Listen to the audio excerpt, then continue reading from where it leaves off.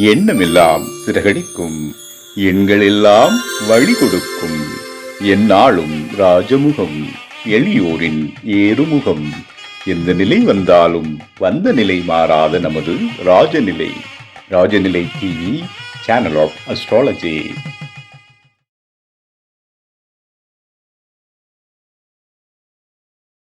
Rajanilai TV, channel of astrology, Rajanilai அதிர்ஷ்ட அளவுக்கலை ஜோதிட குழுமம் பெருமையுடன் வழங்கும் 3வது மாபெரும் கருத்தரங்கம் சிறப்பாக நடைபெற்று வருகிறது. அதில் 12ஆம் பாவத்தில் 9 கோள்கள் இருந்தால் ஏற்படும் பலன் என்ற அற்புத தலைப்பில் உரை நிகழ்த்த வருகை தரும் பாரம்பரிய ஜோதிட ஆசிரியர், ராஜநிலை ஜோதிடர் உயர் திரு கே பசுபதி ஐயா அவர்களை அன்போடு அழைக்கின்றோம். பேரன்புக்கும் பெருமதிப்புக்கும் உரிய ராஜநிலை டிவி நேயர்கள் அனைவருக்கும் வணக்கம். இன்றைக்கு காலை தொடங்கி ஜோதிட கருத்தரங்கு 3வது கருத்தரங்கு சீரும் சிறப்புமாக நல்ல ஜோதிடர்கள் ஒத்துழைப்பில் சிறப்பாக நடந்து வருகிறது. ஒவ்வொருவரும் தங்களுடைய பரிணாமத்தை வெளிக்காட்டினார். ஜோதிடத்தினுடைய ரகசியங்கள் ஒவ்வொருத்தரும் ஒவ்வொரு விஷயமா சொல்லிக் வந்தார்.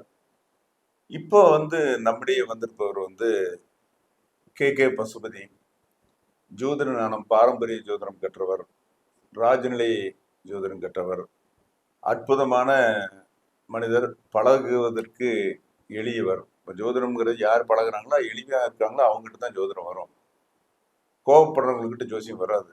அப்போ எளிமையாக இருப்பவர்கள், அன்பா பேசுகிறவர்கள், பிரியமா பேசுகிறவர்கள் அப்படின்னு விஷயத்தெல்லாம் சொல்றோம். அப்படிப்பட்டவர் இப்ப நம்மளுக்கு அப்படின்னு கேட்டீங்கன்னா, உலகத்திலே யாரும் சொல்லாத விஷயத்தெல்லாம் சொல்ல போறாரு.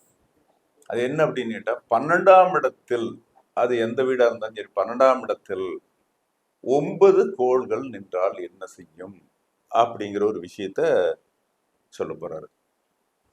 என்னென்ன பலன், சூரியன் இருந்த என்ன பலன், சந்திரன் இருந்த என்ன பலன், செவ்வாய் இருந்த பலன் அப்படிங்கிறத யாரும் சொல்லாத ரகசியங்களை சொல்ல போறாங்க. அவரவர்கள் உன்னிப்பாக கவனித்து கொண்டு அவர் சொல்லக்கூடிய கருத்துக்களை குறிப்பெடுத்து கொண்டு நம்முடைய வாழ்க்கைக்கு பயன் தரக்கூடிய கருத்துக்கள் எல்லாம் சொல்றதுக்கு தயாரா இருக்கார். குறிப்பெடுத்துக் கொள்ளுங்கள். ஒரே ஒரு விதி, 12இல் ஒரு கிரகம் ஆட்சி பெற்றிருந்தால், அது எந்த கிரகம் ஆட்சி பெற்றிருந்தால் அவர்களுக்கு மறுபிறவி இல்லை அப்படிங்கிற ஒரு விதி ஒன்று இருக்குது என்று அவருக்கு ஒரு புள்ளி கொடுத்து ஆரம்பித்து கொடுத்து இந்த நிகழ்ச்சியில கருத்தரங்கில் கருத்துக்களை அள்ளித்தர வேண்டுமாய் கேட்டுக்கொள்கிறேன். நன்றி, வணக்கம், வருக ஐயா. ஐயா வணக்கங்க ஐயா. அன்பார்ந்த ராஜநிலை டிவி யூடியூப் சேனல் மற்றும் முகநூல் நேயர்கள் அனைவருக்கும் மாலை வணக்கம். இன்னைக்கு காலையிலிருந்து நம்ம ஐயா மருதமலை குருஜி ஐயா தலைமையில் கருத்தரங்கம் நடந்துட்டு இருக்கு. எனக்கு முன்னாடி பல முன்னோர்கள் மூத்தோர்கள் எல்லாம் நல்ல விஷயங்களை கொடுத்து சென்றிருக்காங்க. ஐயா தலைமை தாங்கி நடத்திட்டு இருக்காரு. இதைய நமக்கு நடத்தி கொடுக்கறதுக்கு வழிவகை செய்த ராஜசேகர் ஐயா அவர்களுக்கும் வணக்கத்தையும் கூறி, ஐயாவுக்கும் முதல் வணக்கத்தை கொடுத்து, வணக்கம், எனக்கு ஜோதிட ஞானத்தை கற்றுக் கொடுத்த அனைத்து குருமார்களுக்கும் வணக்கத்தை செலுத்தி, எனக்கு தெரிந்த சில விஷயங்களை, கருத்துக்களை பரிமாறுகிறேன். ஐயா 12ஆம் இடம் அப்படிங்கிற விஷயத்த சொல்லிட்டாரு. 12 அப்படிங்கிறது ஒரு மிகப்பெரிய சூட்சும ரகசியம்தான். எல்லாருமே 12ங்கிறத தொடமாட்டாங்க. விரைங்கிற மைனஸ் பாயிண்ட்டை தவிர எதையும் சொல்ல மாட்டாங்க. ஆனால் ஐயா என்கிட்ட ப்ளஸ் பாயிண்ட் தான் சொல்லணுங்கிற விஷயத்துல சொல்லியிருக்காரு. என்னால் முடிஞ்ச விஷயத்த நான் பகிர்றேன். தப்பி தவறு ஏதாவது மாற்று கருத்துக்கள் வந்தால் ஏற்றுக்குங்க, மன்னிச்சுக்குங்க. சரி, இப்போது எல்லாருமே ஃபஸ்ட்டு லக்னம் அப்படிங்கிற புள்ளியை எடுக்கும்போது உயிர் ஸ்தானம்னு நம்ம சொல்கிறோம்.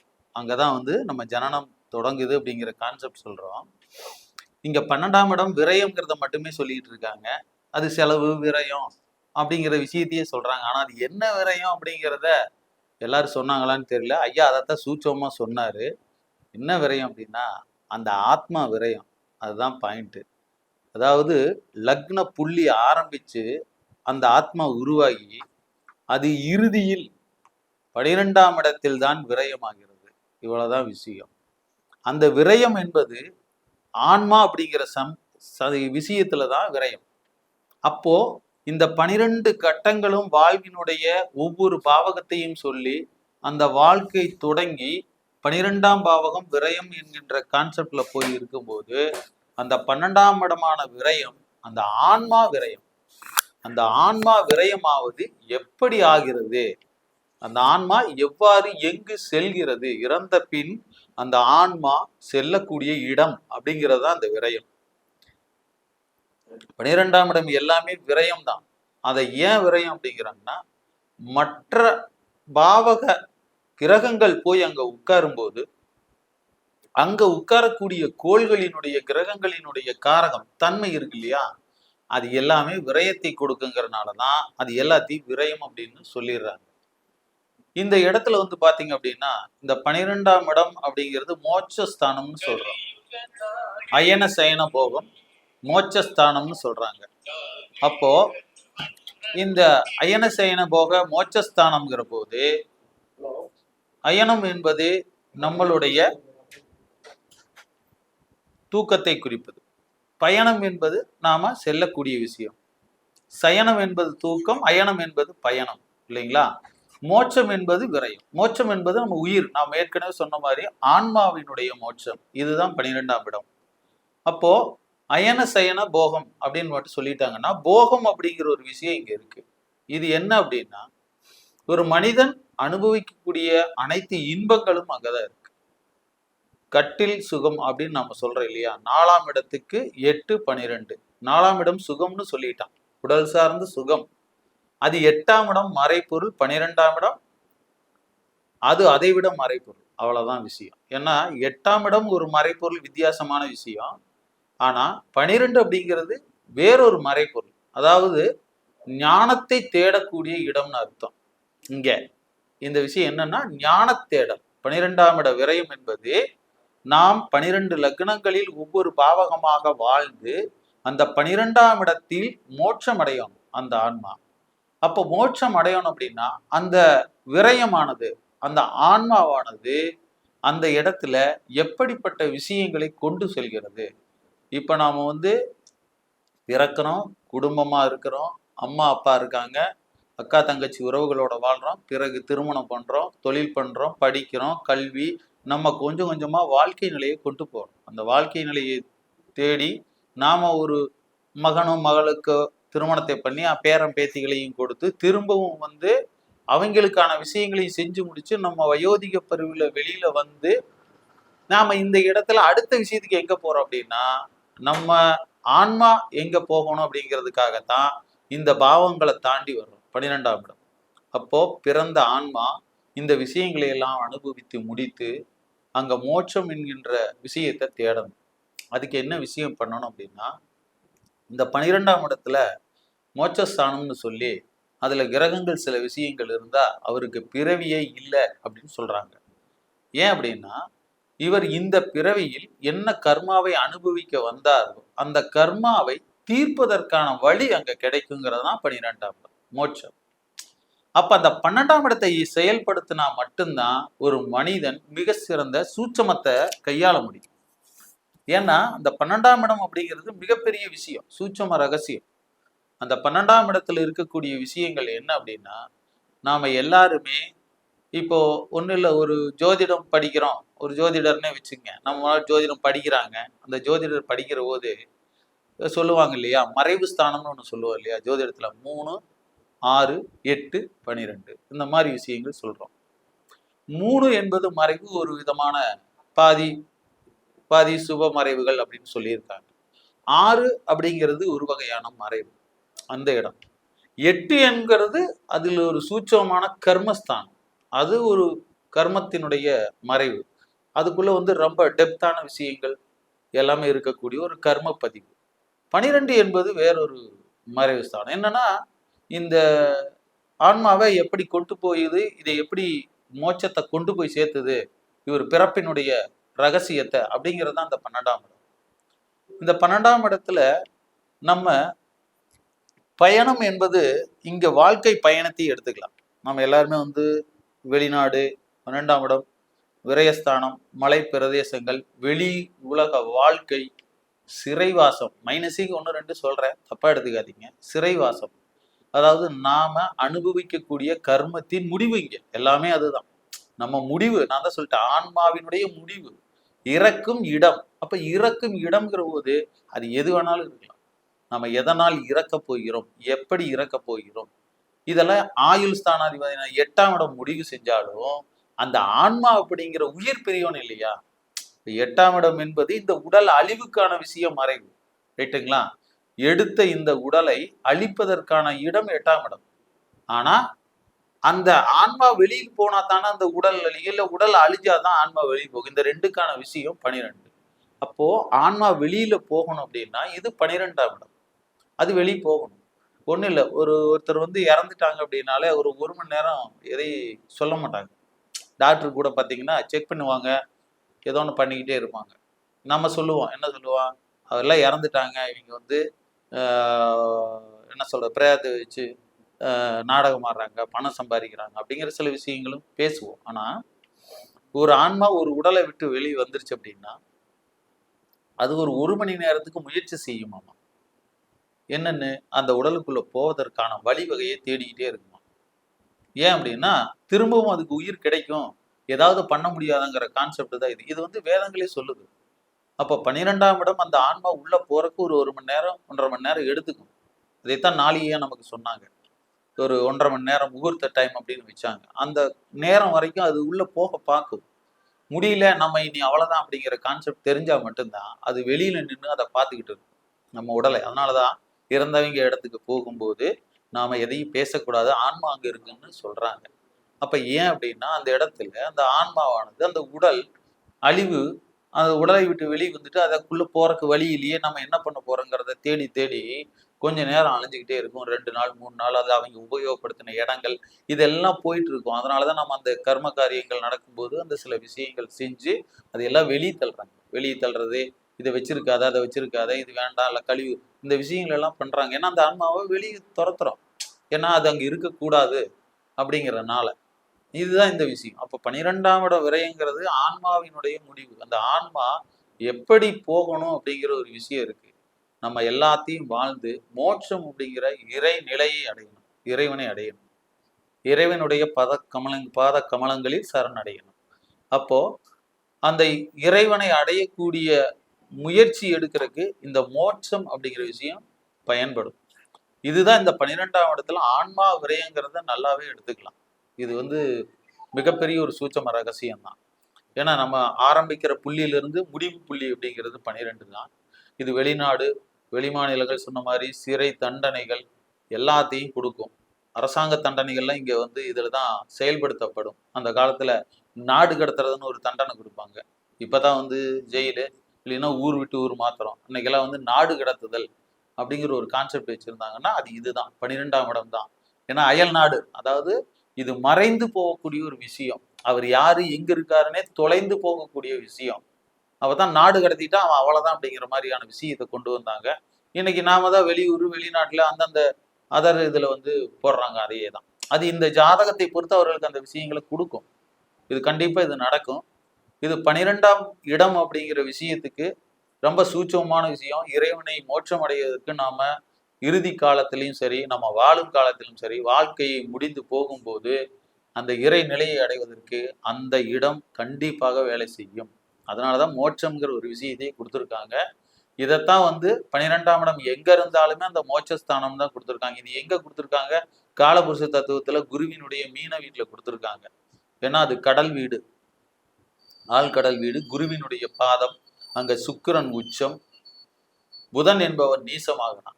ஏன்னா அவனுடைய இளமை காலம் எல்லாம் அங்க முடிஞ்சிருது. இளமை காலத்தை முடிச்சதுக்கு அப்புறம் தான் முதுமையை நோக்கி போறான். சுகங்கள் எல்லாமே அங்க அடிபட்டு அனைத்தையும் அனுபவிக்கணுங்கிறான். ஏன்னா இப்ப நீங்க வந்து அன்னைக்கெல்லாம் சன்னியாசி ஆகணும்னு ஒருத்தர் நினைக்கிறாங்க அப்படின்னாலே அவர்கள் இல்லற வாழ்வில் இருந்துதான் துறவரத்துக்கு போகணுங்கிற விஷயத்த சொன்னாங்க.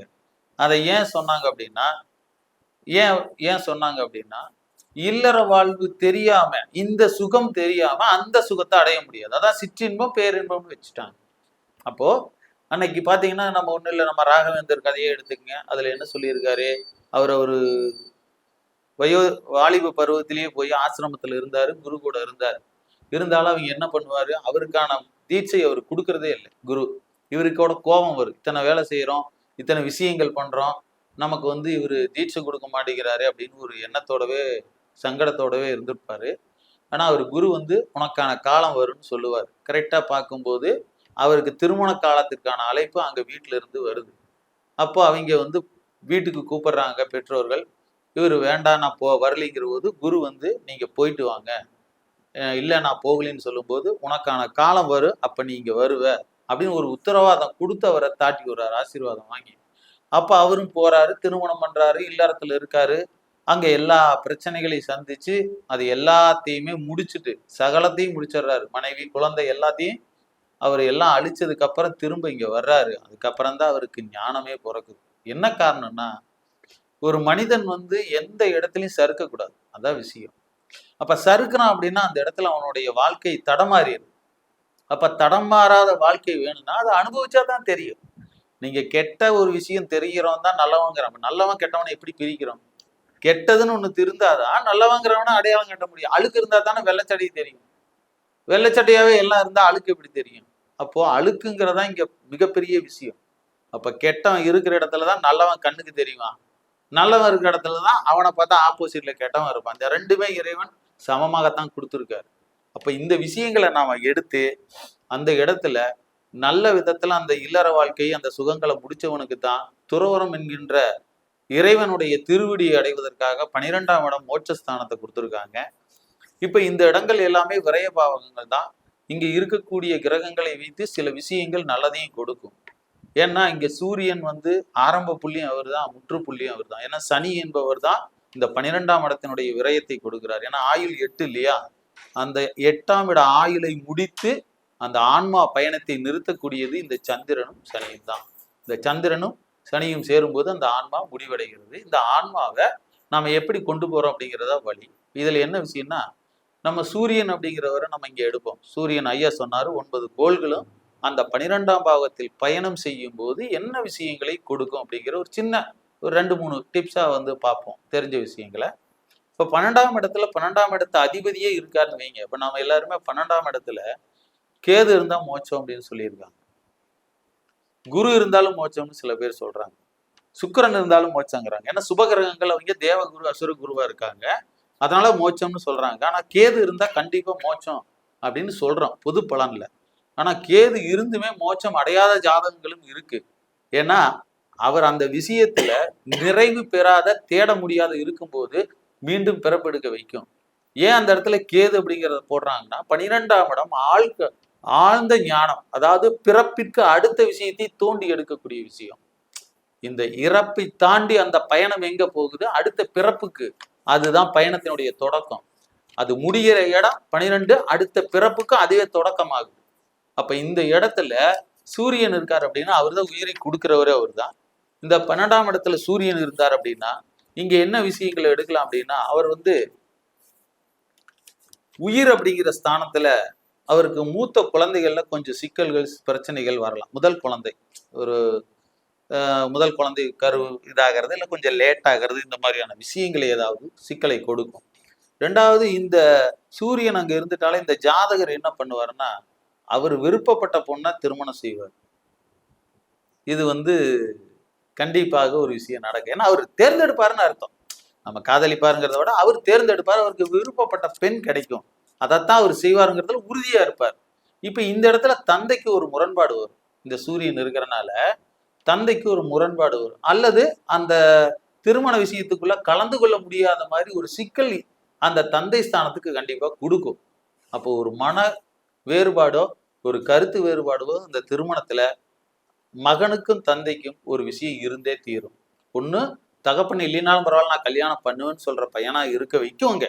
இந்த சூரியன் போய் உட்கார்ந்துட்டாலே நான் பாத்துக்கிறேன், நீ வலினாலும் பரவாயில்ல நான் செய்வேங்கிற ஒரு எண்ணத்தை கொடுத்துரும். இல்லை அப்படின்னா தந்தை வர முடியாத சூழ்நிலைக்கு சுமூகமா இருந்தா அவர் இந்த இதுல கலந்து கொள்ள முடியாத சூழ்நிலைகளையும் உருவாக்கும். இது நடந்திருக்கு, நான் பார்த்துருக்கேன். நீங்க உங்க ஜாதகத்துல இருந்தாலும் ஆய்வு பண்ணி பாருங்க, சரியா இருக்கான்னு பாருங்க. சரிங்களா? விரும்பிய பெண்ணை மணப்பார், திருமண விஷயத்துல பிரச்சனை வருங்கிறது உண்மை. இது முதல் குழந்தை விஷயத்தை எடுக்கணும். சூரியன் என்பவன் வந்து அங்க இருக்கும்போது மோட்சத்தை கண்டிப்பா கொடுப்பாருன்னு எடுக்கலாம். ஏன்னா அவர் தான் உயிர்காரகத்துவம்.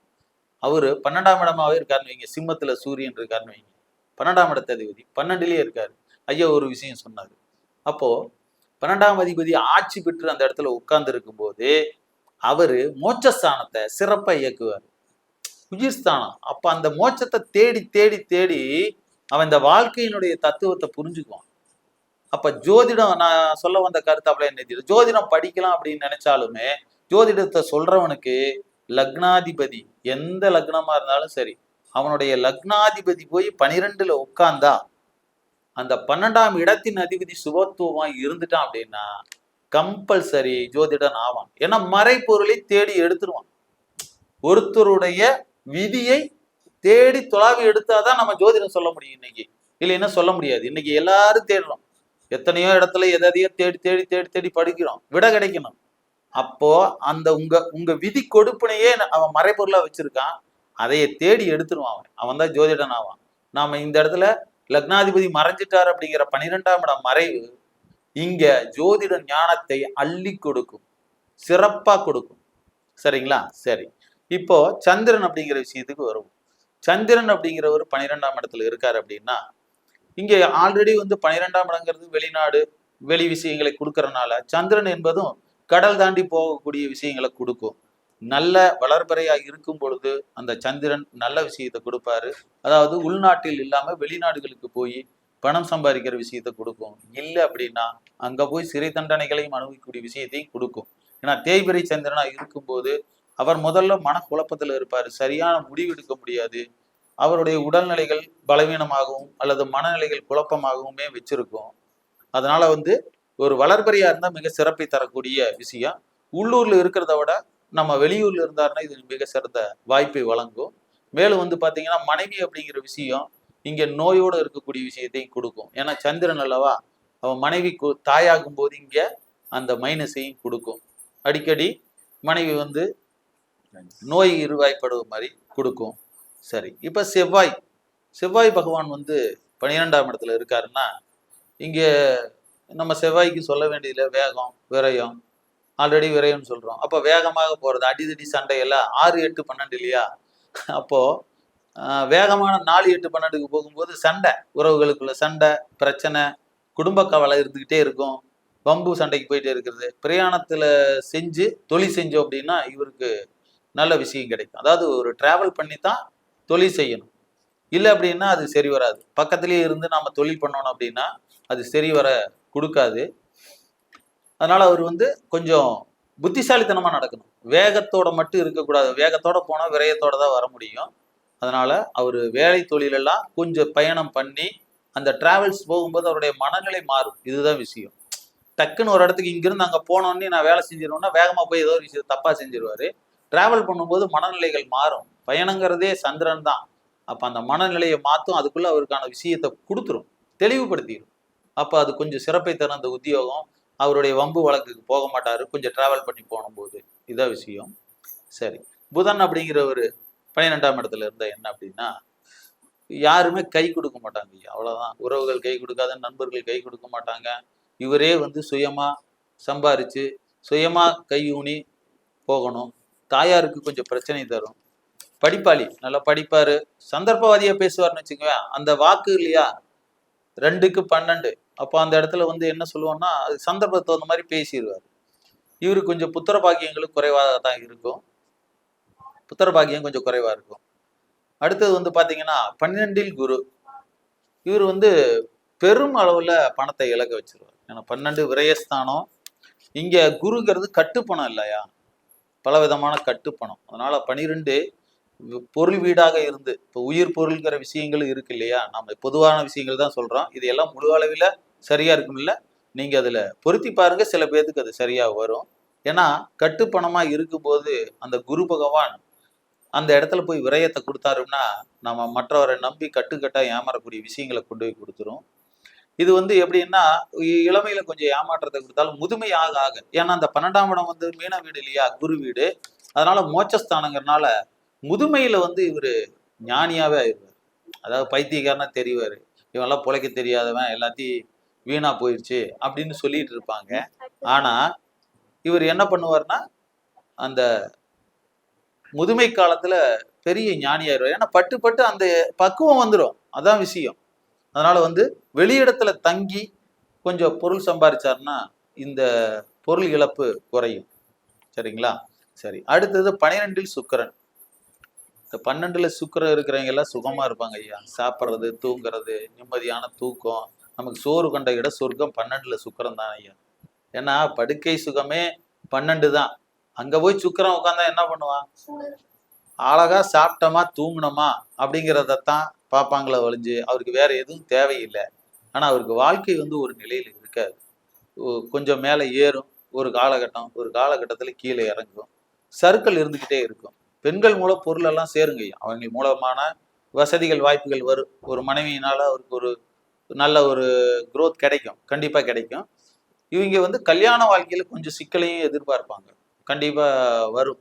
அதுல என்ன பண்ணலாம்னா, இவங்களுக்கெல்லாம் காலம் கடந்து திருமணம் ஆச்சு அப்படின்னா அது சிறந்த மன வாழ்க்கையா இருக்கும். ஏன்னா உடனடியா நடந்தது அப்படின்னா அது அந்த இடத்துல கொஞ்சம் 12ஆம் இட விரயஸ்தானங்களால பிரச்சனைகளை உருவாக்கும். அதுவே வந்து காலம் கடந்து போகும்போது அதுவே சிறப்பாயிரும். இவங்களுக்கு வந்து இன்னொரு விஷயம் என்னன்னா, ரகசியமான போகம் உண்டுன்னு அர்த்தம். இவங்க எப்பவுமே ஒரு ரகசியத்தை வச்சுட்டு தான் இருப்பாங்க. அதுல சுகத்தை அனுபவிச்சுட்டு தான் இருப்பாங்க.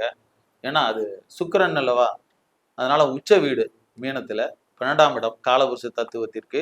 அதனால உண்மையிலேயே இவங்க வந்து சிம்பிளா இந்த நம்ம தவறான இடத்துக்கே போக வேண்டாம். நீங்க பெண் சுகம் அப்படி எல்லாம் இருப்பாங்கிறத விட சோறு கண்ட இடம் சொர்க்கன்னு வச்சுக்கோங்க. சாப்பாடு ஓட்டம் படுத்துக்குவான், அவ்வளவுதான். அவனுக்கு தூங்க இடமும் படுக்க பாயும் கொடுத்தீங்கன்னா அவ்வளவுதான். அதான் சொல்லுவாங்கல்ல, சோறு கண்ட இடம் சொர்க்கம். அவன் பாட்டுக்கு அவன் வேலைக்கு பார்த்துட்டு இருப்பான் அப்படிங்கிற கான்செப்டுக்கு வருவாங்க சில பேர். கெட்டவனாவே எல்லாரையும் நம்ம சித்தரிக்க வேண்டிய இறைவன் எல்லாத்துக்கும் எல்லா விஷயங்களையும் மாற்றித்தான் அமைப்பார். சரிங்க. இப்ப வந்து சனி பகவான் 12 அப்படிங்கிறது விரயம், ஊனம் இந்த மாதிரியான விஷயங்களையும் கொடுக்கும். இது சனி பகவான் இருக்கும்போது குறைபாடுகளை கொடுக்கும். உடல் குறைபாடை கொடுக்கும், பிரச்சனையை கொடுக்கும். ஆனா எதிரியை வெல்வாங்க. ஏன்னா 6, 8 இல்லையா, 6க்கு 12 இல்லையா, எதிரியை வெல்லக்கூடிய தன்மையை இங்க கொடுக்கும், கண்டிப்பா கொடுக்கும். அப்போ ஆனா கொஞ்சம் நல்லா இல்லை, இந்த இந்த 12ஆம் இடங்கள் வந்து நல்லா இல்லை அப்படின்னா இந்த இடத்துல வந்து அவரு அந்த வேலைக்கோ தொழிலுக்கோ வாழ்வதற்கோ கொஞ்சம் போராட்டம் இருக்கும். வறுமை பிணிகள் இதெல்லாம் இருக்கும். கொஞ்சம் அரசு பயத்தை கொடுக்கும். ஏன்னா இங்க சூரியன் அப்படிங்கிறவர் இருக்கும்போது 12ஆம் இடங்கிறனால இங்க வந்து அரசு சார்ந்த பயம். ஏன்னா சனிங்கிற ஒரு கான்செப்ட் வரும்போது அரசு சார்ந்த பயத்தை கொடுத்துக்கிட்டே இருக்கும். ஏதாவது தண்டம் கட்டுறது, திருடி போயிடுவாங்களோ, சிறை பயம், இதெல்லாம் வந்து இந்த சனி பகவான் இருக்கக்கூடியது அப்படிங்கிறதுலாம் இருக்கும். இந்த ராகு அப்படிங்கிறது வந்து 12ஆம் இடத்துல இருக்காரு அப்படிங்கிற போது பார்த்தீங்கன்னா போராட்டமான வாழ்க்கை. மேலே கீழே ஓடி ஓடி ஓடி ஓடி ஓடி ஓடி போயிட்டே இருக்க வேண்டியதா இருக்கும். இது 12ஆம் இடம் நீர் வீடு காலபுருஷ தத்துவத்திற்கு. ராகு அங்க போய் உட்கார்றாரு அப்படிங்கிற போது கொஞ்சம் ட்ரிங்க்ஸ் அடிக்ட் ஆகிறதுக்கு வாய்ப்பு இருக்கு. அதே சுபத்துவம் மாறும்போது கொஞ்சம் ட்ரிங்க்ஸ் அடிப்பேன், அப்பப்ப அடிப்பேன் அப்படிங்கிறவங்களும் இருக்காங்க. ஏன்னா போகம் என்பது 12ஆம் இடம், நல்லா தெரிஞ்சுங்க. அது மது, மாது, சூது எதுவோ ஒன்று அங்க கண்டிப்பா அந்த அமைப்பை கொடுக்கும். அது சுபத்துவமா இருந்தா இல்லற வாழ்வு, குடும்ப வாழ்க்கையில, வெளி வாழ்க்கையில சந்தோஷத்தை கொடுக்குது. இன்னைக்கு சீட்டாடுறாங்க, எங்க போறாங்க, கிளப்புக்கு போய் சீட்டாடுறவனு சீட்டாடுறான் தான். அதே வந்து முள்ளுவேலியில உட்காந்து தெரியாம பயந்துகிட்டு சீட்டாடுறவனு சீட்டு தான் ஆடுறான். அப்ப இங்க என்ன விஷயம் கொடுக்குது? எல்லாமே சூதாட்டம் தானே. அதுக்கு என்ன உயர்ந்த மதிப்பு, இதுக்கு குறைந்த மதிப்பு, அவ்வளவுதான் விஷயம். அப்ப என்ன விஷயம்? அங்க கிரகங்களுடைய தன்மை அந்த இடத்தை ஆளுமை செய்து அவனுடைய தன்மையை காட்டுது, அவ்வளவுதான் விஷயம். இன்னைக்கு பார்ல உட்காந்து சீட்டாடும் போது அவன் பெரிய ஆளு, அப்ப நீங்க முள்ளுவேலிக்குள்ள மறைஞ்சு உட்காந்து சீட்டாடும் போது அவனை போய் போலீஸ் பிடிக்க அப்படிங்கிறதெல்லாம் இல்லை. எல்லாமே ஒண்ணுதான். கிரகங்களுடைய தன்மையை பொறுத்து அந்த இடங்களும் அந்த பார்வை இருக்கு. நான் அதை பொதுவா சொல்லிடுறேன். இப்ப இந்த மேல கீழே வாழ்வு இருக்கும். மதுவுக்கு அடிமையாகக்கூடாது. இன்னொன்னு தவறான பழக்க வழக்கங்களை அடிக்ட் ஆனீங்கன்னா கொஞ்சம் சிக்கலா இருக்கும். ஏன்னா நீங்க மீண்டு வருவதற்கு இந்த 12ஆம் இடம் தான் மாற்றத்தையும் குறிக்கும். ஆனா நீங்க மீண்டு வரோம்னா கொஞ்சம் கஷ்டப்படணும். எல்லாருமே இப்போ எல்லாருமே பிறந்துடுறோம், அதை மாத்தணும்னு நினைக்கிறவங்க மாத்துறதுக்கு ரொம்ப கஷ்டப்பட வேண்டியதா இருக்குது. ஏன்னா அது 8, 12 தொடர்பு கொள்ளும் போது நம்ம வாழ்க்கையினுடைய ரகசியத்தை தெரிஞ்சுக்கிட்டா தானே நம்ம மாற முடியும். நாம் எப்படிங்கிறது தெரியாத நாம எப்படி மாறுறது? நம்மை நாமே உணர்ந்து கொள்ளணும் இல்லையா? அதான சொன்னாங்க, தன்னைத்தானே உணர்ந்தவன் ஞானின்னு சொல்லிட்டாங்க. அப்ப தன்னை முதல்ல எடை போட தெரிஞ்சவனும். அவன் 12 இருக்கிறவன் தான் எடை போடுவான். இதுதான் மிக சூட்சமம் ஆன்மா. அவன் தன்னை உணரும் போது அவன் ஞானி ஆயிடுறான். அதான் மோட்சம், ஏற்கனவே சொன்ன மாதிரி.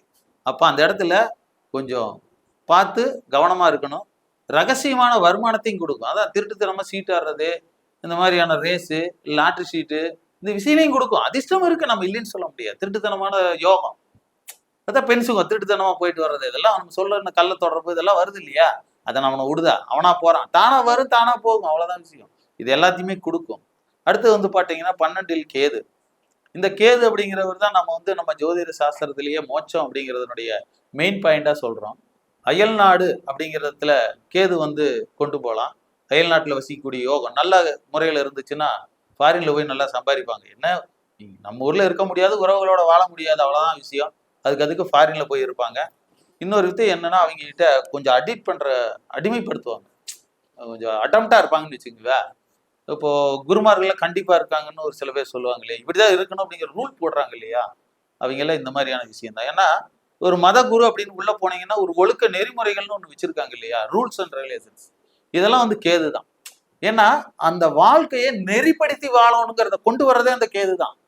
ஏன் கேதுவை மோட்சத்துக்கு கொடுத்துருக்காங்க அப்படின்னா, அங்க வாழ்க்கையை நெறிப்படுத்தி நீ வாழணும், நெறிப்படுத்தி வாழ்ந்தீங்கன்னா அந்த மோட்சம் கிடைக்குங்கிறதா அங்க விஷயம். அப்ப அந்த இடத்துல நீ இப்படிதான் இருக்கணும் அப்படிங்கிற கான்செப்டே அது உருவாக்கும். அதாவது அடிமைப்படுத்துறது. ஊர் சுத்திட்டே இருப்பாங்க. நீங்க என்ன சொல்லுவான், பரதேசம் போயிட்டான் அப்படின்னு சொல்லுவாங்க இல்லையா, 12ஆம் இடம் பயணம் பிரயாணம். பரதேசம் ஊர் ஊரா சுத்துறவன் தான். 12ஆம் இடத்துல இருக்கிறவன் எல்லாம் ஊர் ஊரா சுத்திட்டு தான் இருப்பான். லக்னாதிபதி 12ல இருந்தா ஒரு நாளாவது தொலைஞ்சு போவான், மழை கரடுக்குள்ள போவான், கூட்டத்துக்குள்ள காணாம போயிடுவான், மக்கள் மத்தியில ஒரு திருவிழால ஏதோ ஒண்ணுல காணாம போயே தீருவான். அதே ஆள் தான் 12ஆம் இடத்துல லக்னாதிபதி ஜோதிடனாவும் அவன் கண்டிப்பா ஒரு நாளாவது காணாம போயிருப்பான், அவனை 1 மணி நேரமாவது தேடி இருப்பாங்க. ஏன்னா இந்த விஷயங்களும் அங்க இருக்கு. ஏன்னா அது தேடிக்கிட்டே இருக்கும். அந்த இடங்கள் வந்து மிகப்பெரிய விஷயம். இந்த கேதுவுக்கு தான் இந்த 12ல மிகப்பெரிய வலிமையை கொடுக்குறான்.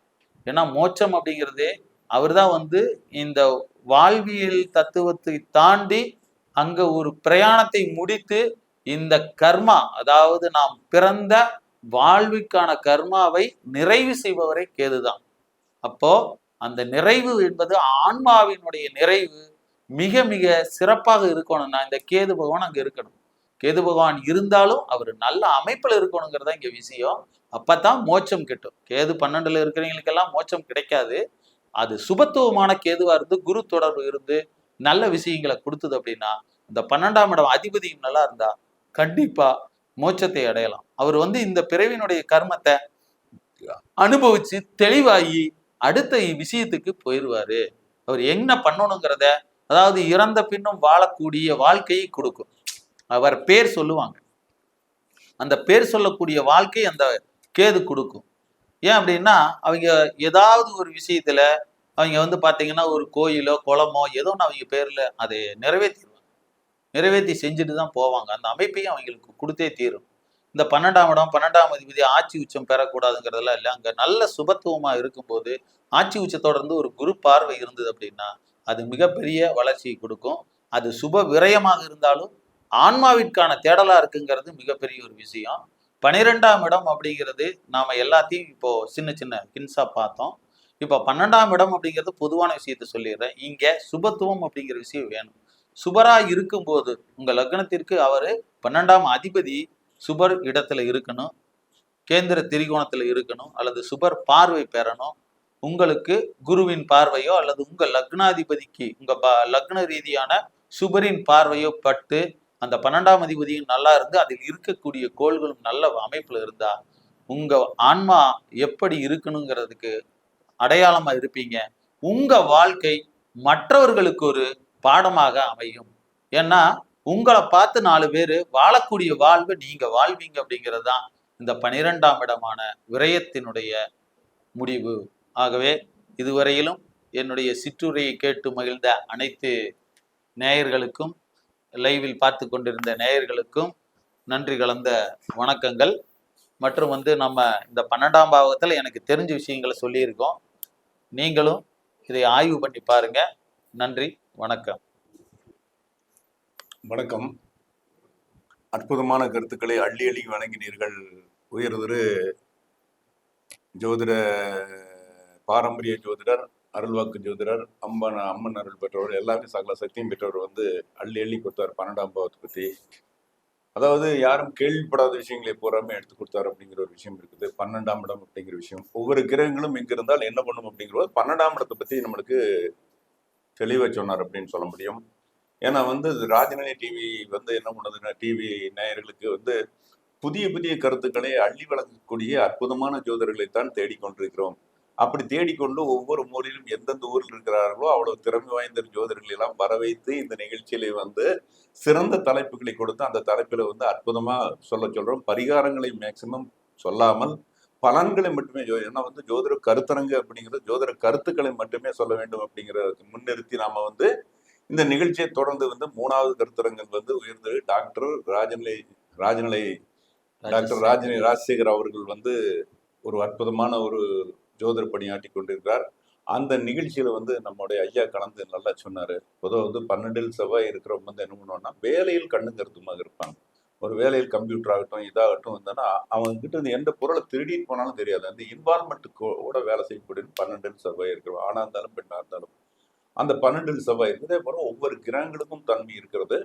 அதே மாதிரி வந்து குரு சுக்கிரன் மட்டும்தான் 12ல வந்து ரொம்ப அதிகமா 6-7 10 மட்டும் சுக்கிரன் வேலை செய்ய மாட்டான். சுக்கிரன் வந்து 12ல வந்து அற்புதமான பலன் கொடுக்கக்கூடிய அமைப்பு கொடுக்கணும். ஏன்னா சுகம் அப்படிங்கிற விஷயம் கிடைக்கும்போது தான் வாழ்க்கையில் இருக்குது. மற்ற கிரகங்கள் பெரும்பான்மை எல்லா கிரகங்களும் இருந்தாலும் கூட வெவ்வேறு பரிணாமத்தை கொடுக்கும். அப்படி மாந்தி முதல் கொண்டு மற்ற கிரகங்கள் பரிணாமத்தை கொடுக்கும். அப்போ வந்து ஒளிவரம் இல்லாமல் ஒரு விஷயத்தை சொல்றது வேற, மக்களுக்கு வந்து தன்கிட்ட இருக்கிற விஷயம் ஞானம், ஆன்மீகம், மாந்திரிகம் இதெல்லாமே 12ஆம் இடம் வந்து ஆத்மாக்கள் தான். அது 12ஆம் இடம் ஆத்மாக்கள். அப்படி அதாவது ஒன்று லக்கணம் இருந்து பிறத்தல், 12ங்கிறது மறைவுங்கிற விஷயம். அந்த மறைவுங்கிற போது எந்தெந்த கிரகங்கள் எது சம்பந்தமா இணைவுதோ அப்புறம் அதுக்கு வந்து எந்த எந்த வீடு 12 வீட்டுல எந்த வீடு வேணாலும் அந்த 12ஆம் வீடா வரலாம். இதையெல்லாம் பேஸ் பண்ணி வந்து பலன் எடுக்கக்கூடிய வாய்ப்பு இருக்கு. ஒரு அழகா அற்புதமான வந்து நம்முடைய இந்த கருத்தரங்களை வந்து தன்னுடைய யாராவது மற்ற வேறு வேறு வேலை இருந்தாலும் கூட அதையெல்லாம் விட்டு விட்டு சிரமத்தை பாராமல் நமக்காக வந்து அற்புதமான கருத்துக்களை அள்ளி தந்த கே பசுபதி ஐயா அவர்களுக்கு வந்து நன்றி வணக்கத்துக்கு வருகிறேன். நன்றி வணக்கம் ஐயா. ரொம்ப நன்றிங்க ஐயா. என்ற வாய்ப்பு கொடுத்தமைக்கு உங்களுக்கும் குருநாதருக்கும் ரொம்ப நன்றிங்க ஐயா. நன்றிங்க.